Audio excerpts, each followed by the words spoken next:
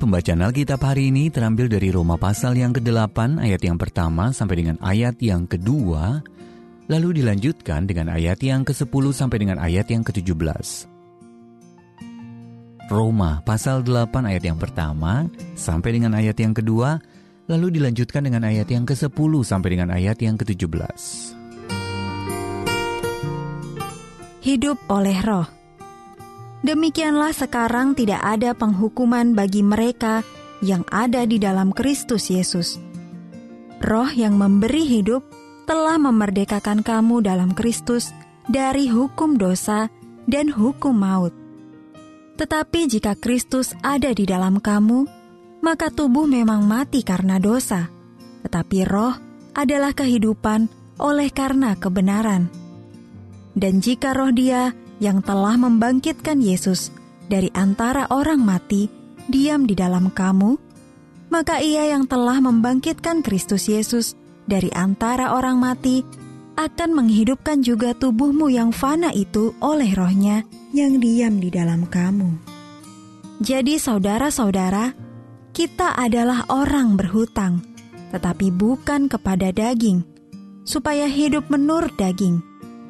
Sebab jika kamu hidup menurut daging, kamu akan mati.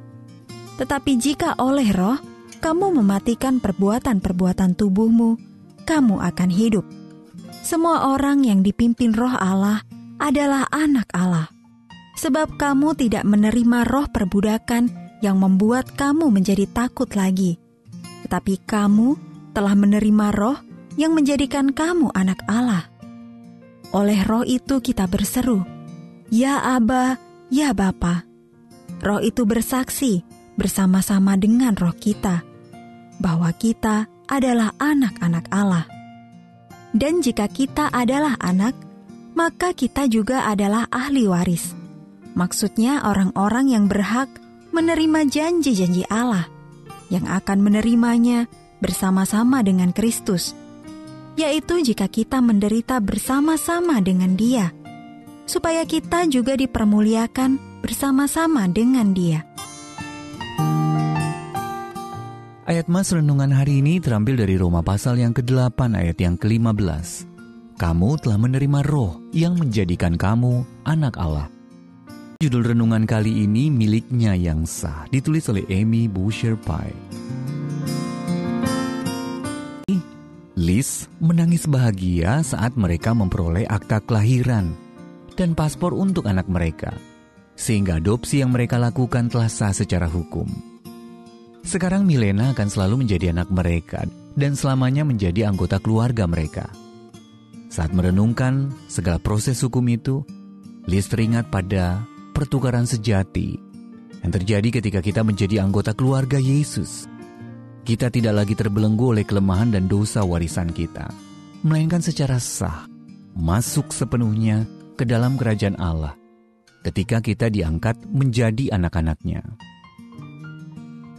Pada zaman hidup Rasul Paulus, jika seorang anak laki-laki diadopsi oleh seorang keluarga Romawi, status hukumnya juga berubah total.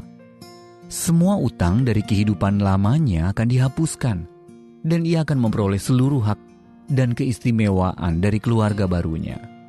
Paulus ingin orang-orang Kristen di Roma memahami bahwa status baru tersebut juga berlaku untuk mereka. Mereka tidak lagi terikat kepada dosa dan kutuk, melainkan kini hidup menurut roh. Roma pasal 8 ayat yang keempat. Semua orang yang menerimanya dan dipimpin roh Allah diangkat menjadi anak Allah. Ayat 14-15. Status hukum mereka berubah ketika mereka menjadi warga kerajaan Allah. Ketika menerima anugerah keselamatan, kita juga menjadi anak-anak Allah, ahli waris kerajaannya, dan dipersatukan dengan Kristus. Segala utang dosa kita dihapuskan oleh karya pengorbanan Yesus yang cuma-cuma. Kita tidak perlu lagi hidup dalam ketakutan atau penghukuman. Bagaimana status sebagai anak Allah mempengaruhi cara Anda menjalani hidup? Apa yang dapat Anda lakukan untuk semakin menghayati unsur utama dari identitas Anda tersebut? Allah Bapa, Engkau telah menciptakan aku dalam rahim ibuku, dan Engkau sangat mengenal serta mengasihiku. Kiranya aku tidak akan pernah menyangsikan kasih-Mu kepadaku.